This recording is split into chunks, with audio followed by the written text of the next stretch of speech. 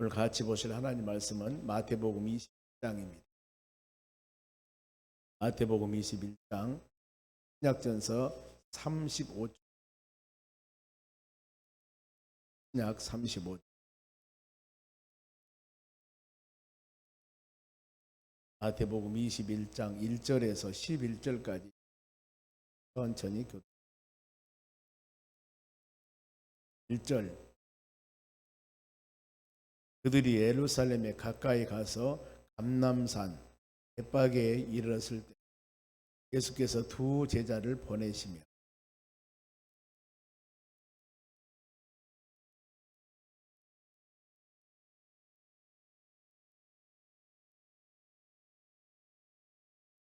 만일 누가 무슨 말을 하거든 누가 쓰시겠다 하라. 그리하면 즉시 보내리라.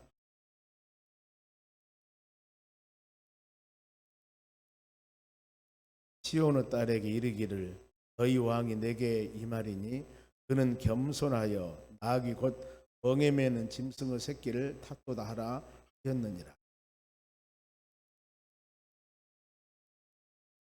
나귀와 나귀 새끼를 끌고 와서 자기들의 겉옷을 그 위에 얹음에 예수께서 그 위에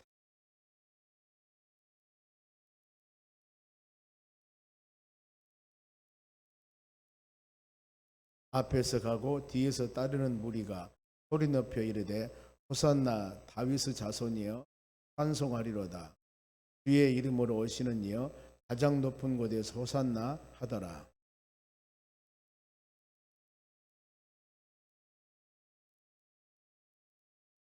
같이 읽습니다. 우리가 이르되 갈릴리 나사렛에서 나온 선지자 예수라 하니라. 옆 사람에게 오늘도 승리합시다. 한 주간 동안 고난 주간입니다. 오늘부터서 한 주간 동안 시리즈로 쭉 예수 그리스도에 대해서 묵상을 하도록.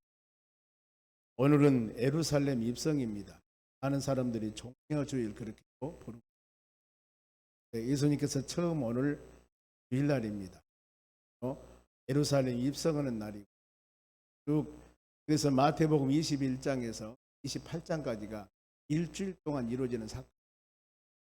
오늘은 21장이 지금 예루살렘 입성, 그리고 마지막 28장이 부활장, 새벽 미명이 낮에 부활하십니다. 이 과정들이기 때문에 어떻게 보면은 마태복음 28장으로 상당히 긴 어떤 하나님 말씀인데 그 중에서 일주일 동안 일어난 사건들이 굉장히 많은 차지하고 있습니다. 로마서 12장 2절에 너희는 이 세대를 본받지 말고 마음을 새롭게 하여 변화를 받아 하나님의 거룩하고 선하고 온전한 뜻이 무엇인지 알아도. 일주일 동안 우리가 하나님 말씀 묵상하면서 한 주간 하나님께서 예수님이 세상에 오셔서 십자가 죽으심과 고난 당함 그 모든 것이 우리 예수님으로서는 아버지의 뜻을 믿음생활 해 나가는 우리가 하루하루 과연 우리 신앙생활을 하면서 우리 신앙생활의 목적이 무엇인가? 내가 예수 그리스도 십자가 안에 믿음으로 살아가는 여러분들, 예수 믿고 구원 받았는데 우리의 모든 삶의 목표가 무엇인가? 그것을 한번 깊이 마음으로 묵상을 해보죠. 그래서 동료주일 그러면은 동료나무 가지를 흔들다. 동료나무는 야자나무입니다. 그것을 흔드는데 이런 의미에서 종려주일 그랬습니다. 오늘은 고난주간 첫날 예루살렘 예수님이 나귀 타고. 그러면 본문의 1절입니다. 1절에 그들이 예루살렘 가까이 가서 감람산 벳박에 이르렀을 때 예수께서 두 제자를 보내시며 사건이 무슨 일이 일어날 때마다 장소와 배경이 나옵니다. 예루살렘 입성할 때 처음에 거기에 감람산 갯박에 이르렀을 때라고 합니다. 감람산은 올리브 동산이라고도 합니다. 왜냐하면 그 산에 올리브 나무가 많이. 우리야 올리브 기름이 좀 생소하지만은 유럽 쪽으로 가면은 아니면 그쪽으로 가면은 상당히 산에 보면 올리브 나무 굉장히 많습니다. 그 나무가 어떻게 좀 비슷하냐 하면은 어렸을 때 우리 시골에 가면은 보리똥 나무라고 있거든요.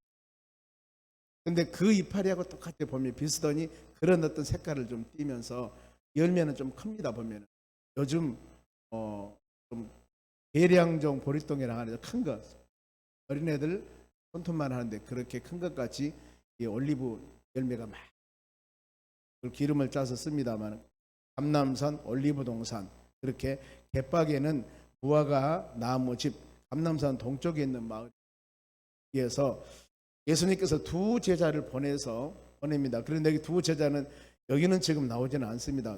예수님은 두 제자 보내시며 그랬는데, 누가복음 22장 8절에 보면은 베드로와 요한, 이렇게 두 제자들이 베드로와 요한 알 수가 있습니다.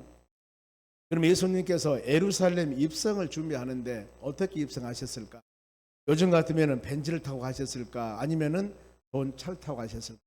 예수님 예루살렘 입성할 때 2절 보세요. 이르되 너희는 맞은편 마을로 가라. 그리하면 곧 매인 나귀와 나귀 새끼가 함께 있는 것을 보리니 풀어 내게로 끌고 오라. 아, 예수님은 나귀를 타고 들어가셨구나. 지금 저 마을에 가면은 예루살렘 입성하기 위해서 이 나귀가 있습니다. 나귀가 지금 매여 있는데 그 나귀를 끌고 와라. 그래서 예수님 타고 가신 것은 요즘 같으면은 안왕 왕으로 오신 예수님께서 아마 타고 가든가, 개선 장군과 같이 그때는 달리 있었습니다. 백마를 타고 들어가시던가, 그러면서 권위와 명예를 나타낼 것인데 여기 보면은 나귀를 타고, 그러면은 왜 하필이면은 말도 있고 수많은 가마도 있고 이렇게 있는데 나귀를 타고 예수님은 입성하셨을까? 여러분, 우리 모든 성경은 예언과 성취로 되어 있습니다. 어떤 말씀이냐면은 이렇게 하실 것이다 하고 예언했던 일들이 그대로 이루어진 겁니다. 그래서 성경을 언약이라고 합니다. 약속. 구약은 오래된 약속, 신약은 새로운 약속. 성경이 그렇습니다.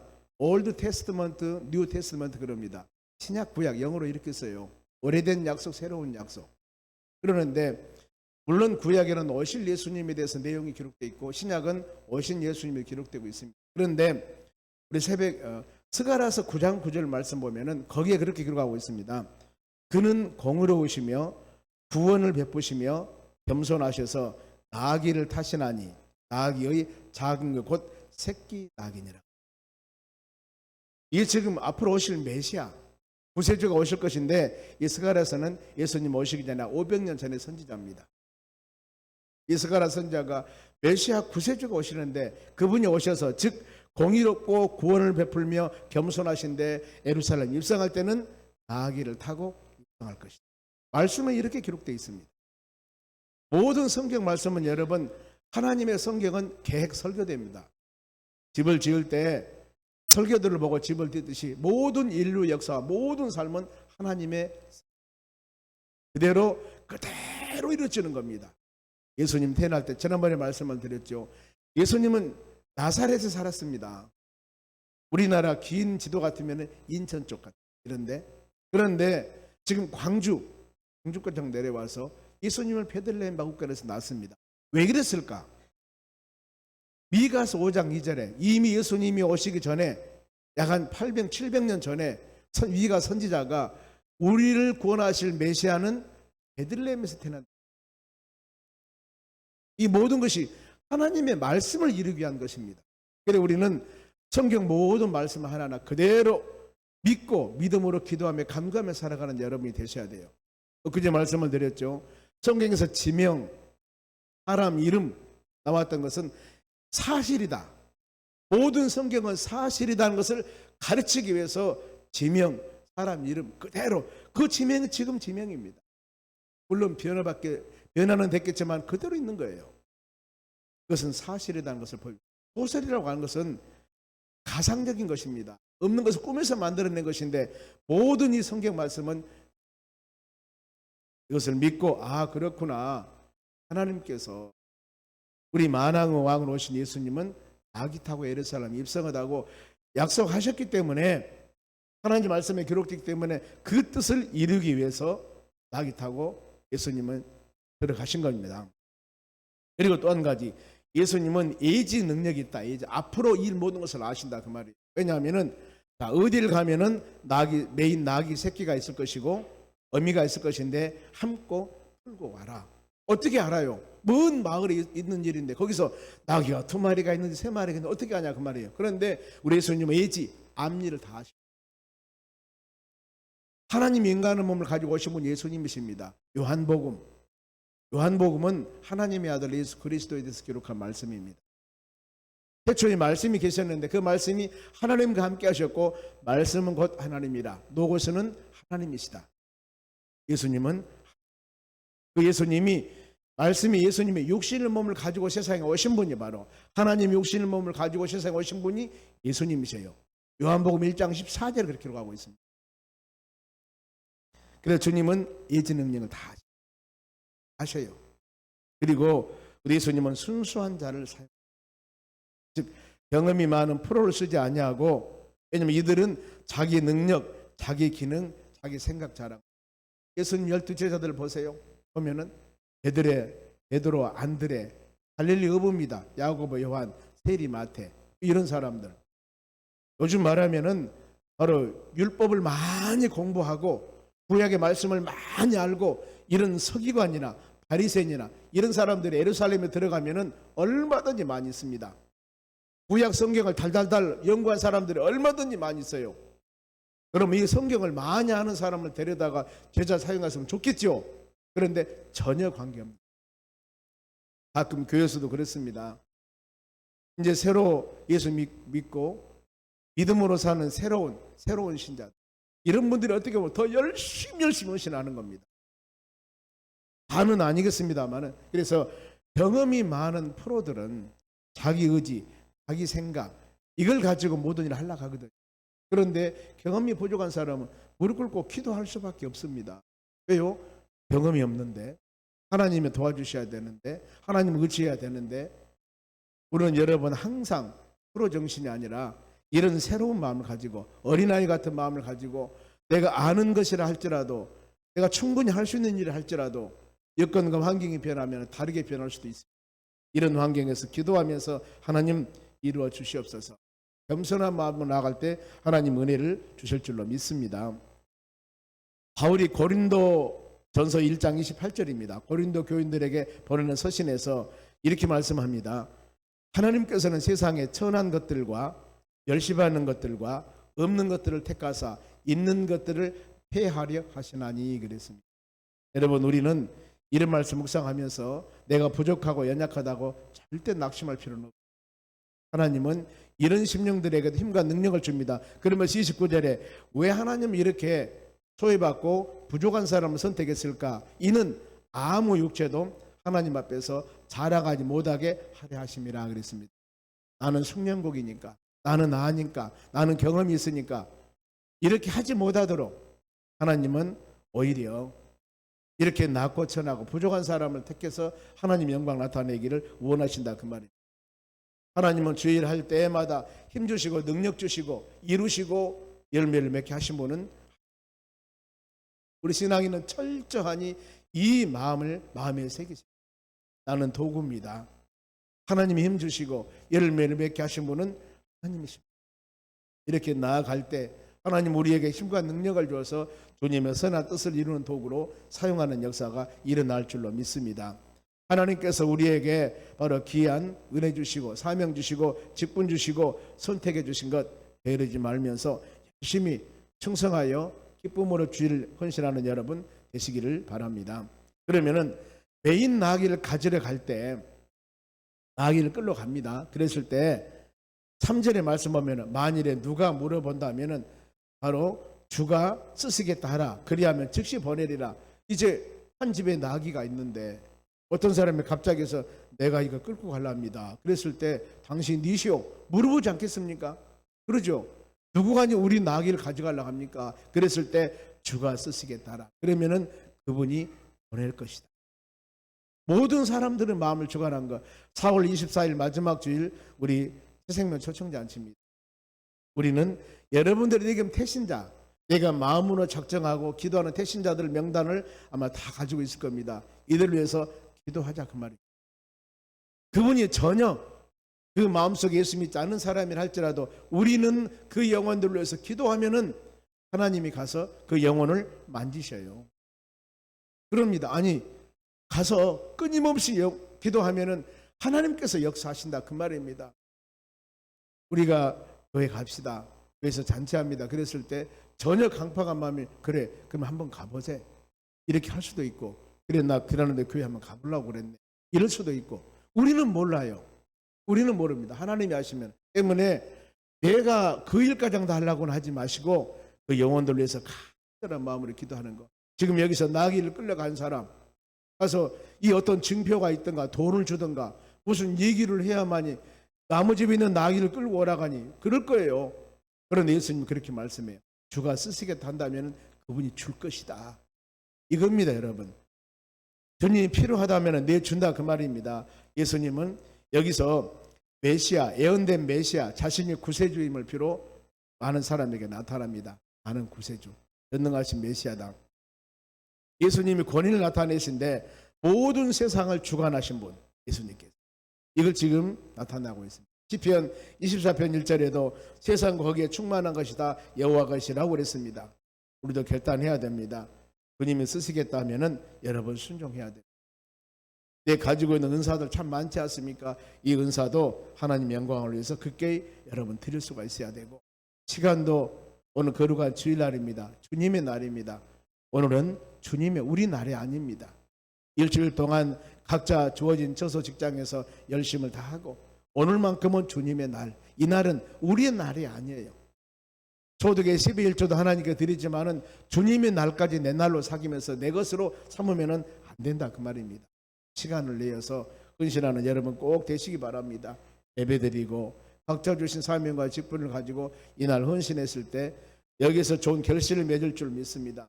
심지어는 드려진 물질까지도 하나님 주님이 주셨습니다. 왜요? 여러분 건강 주신 거 하나님이 주셨습니다. 건강해야 직장에서 근무하지요. 그리고 우리 가서 여러분이 섬기는 어느 곳이라도 직장 주신 분 이런 직장 주심을 감사합니다. 건강 주신 거 감사합니다. 그래 열심히 땀 흘려 일하고 소득한 거 10의 1조 주님 드립니다. 받으시고 내가 9개 쓰겠습니다. 이 마음 가지고 기도할 때 하나님 은혜를 주신다는 겁니다. 그러면서 무리들 앞뒤에 많은 사람이 따릅니다. 쭉 보면 9절 중반에 보면은 무리가 소리내어 이르되 호산나 다윗의 자손이여 찬송하리로다. 주의 이름으로 오시는 이여 가장 높은 곳에서 호산나 하더라. 호산나 그 뜻은 우리를 구원하소서 뜻입니다. 이 의미는 전쟁 때 전리품을 가지고 돌아오면서 외치는 큰 소리인데 이때 예수님 만세, 예수님 축복 이런 의미도 있다는 겁니다.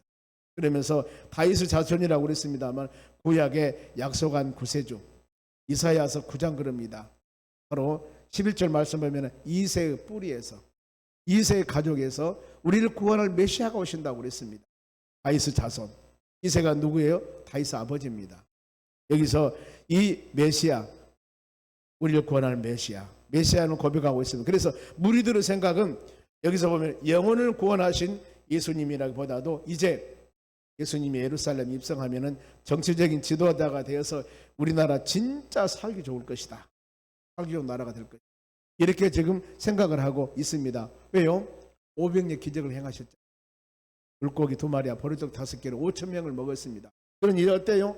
우리가 먹고 사는 것은 문제가 되지 않겠다. 이분이 왕이 된다면은 그리고 각색 질병 환자들을 많이 치료하셨습니다. 예수님께서.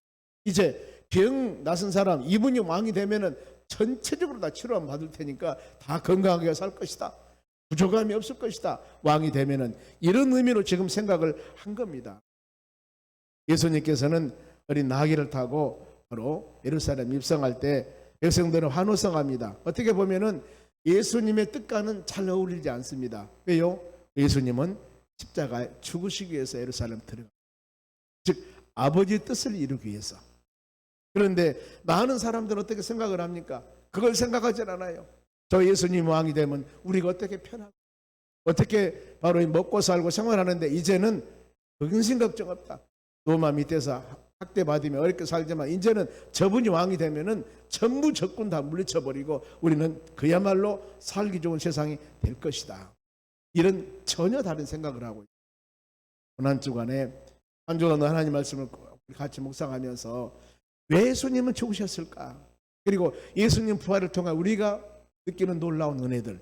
그러면 이런 은혜와 이런 예수님의 고통을 마음으로 새기면서 그 은혜와 사랑 가운데 우리는 지금 구원받고 하나님의 나라 소망하며 현실에서도 하나님 돌보심과 인도하심 받으며 살고 있는 우리 얼마나 많은 축복 가운데 신앙생활을 하고 있습니까? 이걸 마음속 깊이 생각하십시오. 우리를 구원하기 위해서 그 고통 당하신 예수님, 예수 믿고 구원 받았으니까 이것만 생각할 것이 아니라 예수 믿고 구원 받기 위해서 얼마나 많은 대가를 지불하신 분이 계시다 그 말이에요. 우리는 은혜로 공짜로 거저 믿고 구원 받았지만은 그 대가를 지불하신 분이 있다 그 말입니다. 이걸 마음으로 생각하면서 구원의 은혜를 여러분 헛되이 받아서는, 그저 은혜로 우리가 구원받았다고 이렇게만 해서는 안 된다 그 말입니다. 하나님의 놀라운 사랑, 독생자 예수님까지 십자가 죽게 하신 하나님의 놀라운 사랑, 그 하나님의 사랑이 없었더라면 우리는 구원받을 수가 없습니다. 이걸 생각하면서 고난 한 주간 동안 마음으로 깊이 생각하면서 지금 예루살렘 입성한 우리 예수님 뜻을 마음으로 생각하면서 우리 신앙생활을 하면서 하나님의 뜻을 항상 묵상하는 여러분 되셔야 됩니다. 그래서 예루살렘 입성 후에 어떤 상황이냐면은 이 10절 말씀 보면은 예수께서 예루살렘에 들어가시니 온 성이 소동하여 이르기를 이는 누구냐 하거늘, 성이 막 떠들읍니다. 이 사람이 누구냐? 그때 왜 사람들이 많이 모였냐면은 예루살렘 성내에 예루살렘 모인 사람들이 6월절 행사를 지키기 위해서 약 한 250명이 모였다고 그럽니다. 얼마나 많은 사람이 모였을까? 그러면서 예루살렘 입성 때 한 일이 바로 7절 앞으로 갈까요? 보면은 나귀와 새끼 나귀를 끌고 와서 자기 겉옷을 그 위에 얹음에 예수께서 그 위에 타시니라. 나귀를 타고 예수님이 가십니다. 여기서 겉옷을 많이 벗었다는 것은 어떤 의미들이냐면은 왕으로 오신 예수님, 섬김과 모심의 자세, 그리스도 왕권, 지배 다스림을 지금 나타내고 있습니다. 많은 사람들은 무리들이 8절 보면은 무리의 대다수는 겉옷을 길에 펴고 다른 이들은 나뭇가지를 펴고 바로 종려나무 흔들렸다 그 말입니다. 종려나무를 흔들리다 의미는 승리, 전쟁의 승리를 의미하고 있습니다. 이때 주민들의 생각은 다 다르죠. 방금 말씀했듯이 우리는 십자가 죽으신 그리스도를 깊이 생각하며 믿음으로 한 주간을 지키는 여러분 되었으면 합니다. 그러면서 예수님에 대한 사람들은, 많은 사람들은 다 생각이 다를 수 있습니다. 로마 당국에 있는 사람들은 처음에 로마 대적자, 혁명가로 알았습니다만은 예수님이 하신 일을 보니까 평화, 사랑 강조하시거든요. 그리고 입성할 때도 어마어마한 능력을 행할 줄 알았는데 초라하게 나귀 타고 입성하시고, 예수님은 유대 종교 지도자 한 분의 분 되겠구나 이렇게 생각을 해요. 로마 당국자들, 그리고 유대 종교 지도자들은, 대제사장이나 서기관들은 예수님의 가르침과 기적 행하셨죠. 유대인들은 위선 불의, 예수님은 계속 책망을 합니다. 서기관 바리새인 유대인들, 그렇기 때문에 유대인들 예수님을 죽이려고 하는 겁니다. 결국에 예수님은 신성모독죄로 이들의 십자가 죽으십니다. 유대 군중들은, 많은 군중들은 어땠을까? 유대인이 왕으로부터 이제 우리가 로마로부터 해방되기 때문에 기사와 이적을 행하시고 강한 유대 나라, 이제 하나님의 나라 건설될 것이다 이러면서 기뻐했다. 그러면은 우리의 신분, 무리들, 바로 이 모든 예수님의 신분, 무리들이 어떻게 말하고 있을까? 우리도 어떻게 받아들여야 될 것인가? 마지막 절입니다. 11절, 무리가 이르되 갈릴리 나사렛에서 나온 선지자 예수를 아시니라. 됐죠? 우리가 믿는 예수님 갈릴리 나사렛에서 자랐습니다. 하나님 독생자 예수님이십니다. 예수님의 뜻이 뭡니까? 자기 제일 백성에서 구원할 자입니다. 이 말씀은 신명기 18장 15절에 한 선지자를 내가 세울지니 너희는 그 말을 들으라. 이 지금 예언의 말씀 하나님이 이루어 주신 겁니다. 모처럼 오늘 예루살렘 입성 중요 주일입니다. 내일은 예루살렘 입성했을 때 되어진 상황들, 이 상황을 예수님이 어떻게 성내에서 모든 상황을 이뤘을까, 이렇게 쭉 시리즈로 부활주일까지 주간 가도록 마음으로 새기면서, 오늘은 광고를 안 해서 적은 수가 모였습니다. 내일 아침부터는 본당에서 교인들이 모여서 같이 한 주간 예배를 드리려고 합니다. 내일 아침부터는 본당에 모여 가능하면 모든 우리 믿음의 자녀들이 한 주간 동안, 고난 주간, 예수 그리스도 고난 주간 동참하는 의미로 기도하며 간구했을 때 하나님께서 우리에게 주신 은혜들이 다를 겁니다. 이 은혜 받고 항상 예수 그리스도 안에서 믿음으로 승리해 나가는 여러분 되시기를 주의 이름으로 축원합니다.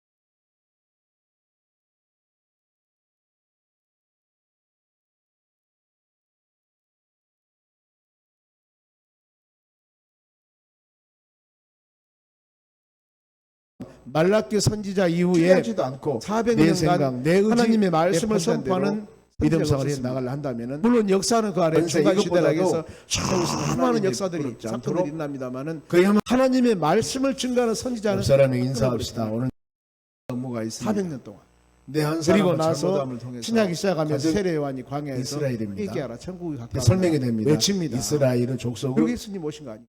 나는 우리 믿음의 시대를 사람은 암흑의 시대라고. 아무리 아무리 말을 하는 자, 바로 이 물질 진표를 문명이 폐해버리며 발달되고 사람이 살기 좋은 거짓말하는 사람은 시대랄지라도 진표를 폐해버리며 하나님의 정치는 말씀의 자는 선포, 미치게 하며 하나님의 바로 지혜로운 영적인 자는 이 일어나게 복음의 하며 선포가 하나님이 없으면은 다눈 거기는 어두운 세상입니다. 그러면 시대가 어떻게 되겠습니까?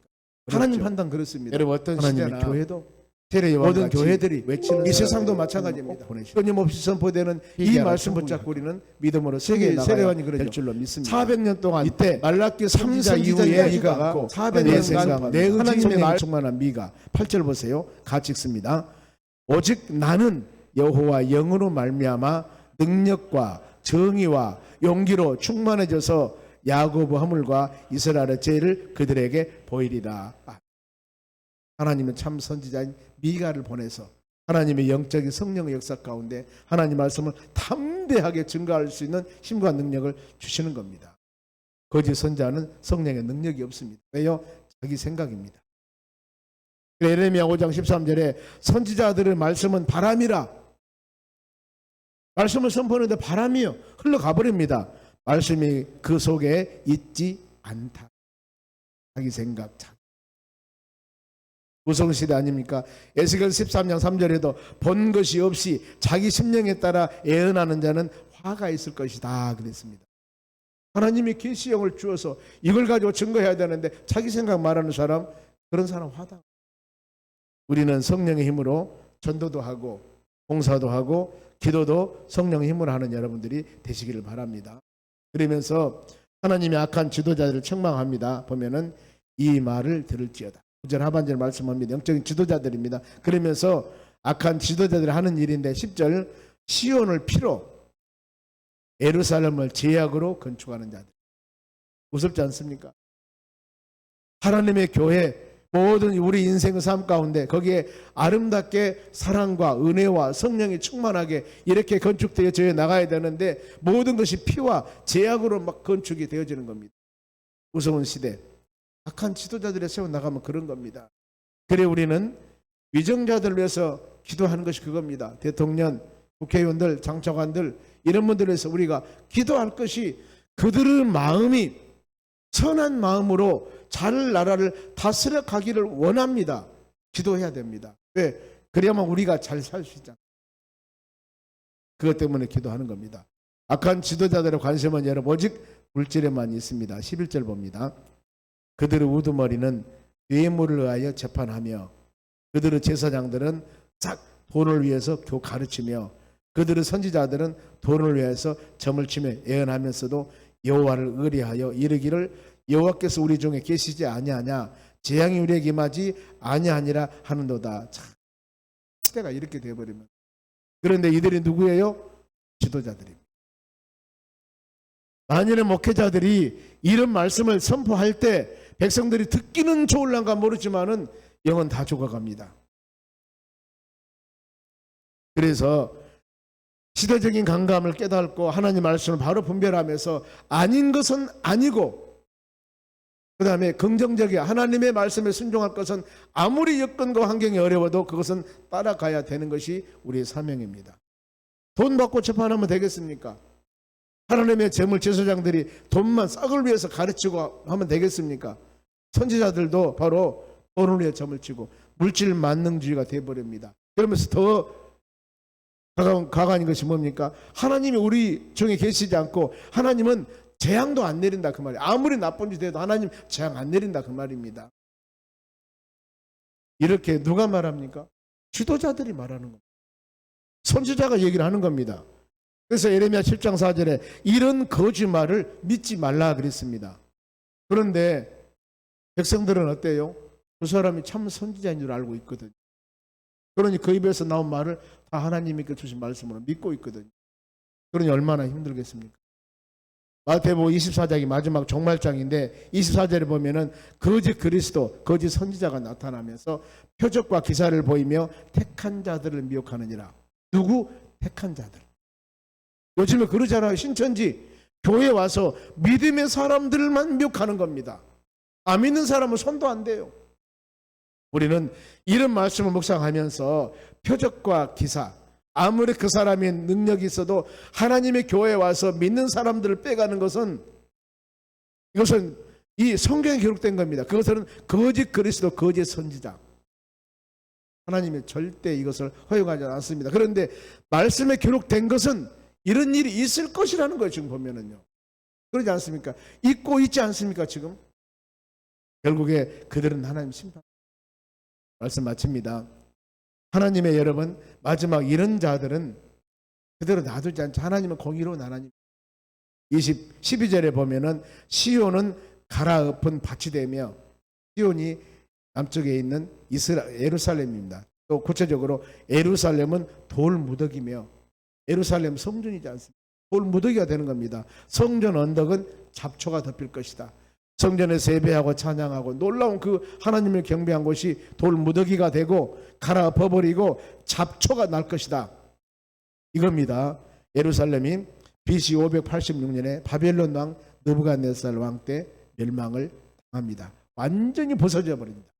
그리고 이 부서져 버린 성을 보고 눈물을 흘리며 기록한 것이 에레미야 예가입니다. 예루살렘 성이 부서진 모습을 보고 에레미야가 슬픔 가운데 지은 말씀이 에레미야 예가. 이게 지금 미가 선지자는 이런 일이 있을 것이라고 예언합니다. 미가 선지자가 약 한 BC 700년이라고 그랬죠. 그러면은 이 예루살렘 성이 멸망당한 것이 586년이니까 약 얼마입니까? 150년 정도, 150년 되나요? 그러면은 580년 그러니까 그런데 이 200년 안에 이 일이 일어납니다. 예루살렘 성이 철저하게 멸망. 우리는 지금 하나님의 말씀은 1.1획도 변함없이 이루어지고 진실된 하나님의 말씀. 그래서 이 성경을 읽다 보면은 이름이 나오고 나라 이름이 나오고 지역 이름이 나온 것은 이 모든 성경은 사실에 대해서 가르쳐주는 거예요.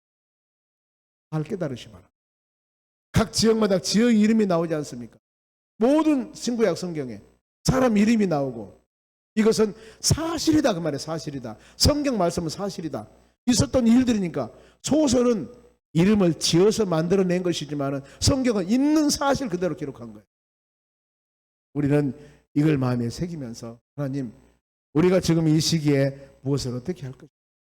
하나님 기도하면서 나라가 좋아야 되고 모든 교회들이 깨어서 기도하며 복음을 증거하며 말씀 안에서 나가야 되고 우리 교인 한 사람 한 사람이 우리 가정, 사업장, 일터 믿음 안에 아름답게 세워나가고 예수님 말씀했듯이 너희는 세상의 빛이 되고 소금이 되라고 하셨기에 이 사명 잘 감당하기 위해서 이 하루도 주여 능력 주시고 힘을 주시라고 기도할 때 성령의 역사 가운데 아름다운 열매를 맺는 축복된 우리 삶이 될 줄로 믿습니다. 그 일을 우리가 하는 겁니다. 미랄이 되어서 그 일을 소금이 되어서 빛이 되어서 이 하루도 그런 삶을 감당하는 여러분 되시기를 주의 이름으로 축원합니다.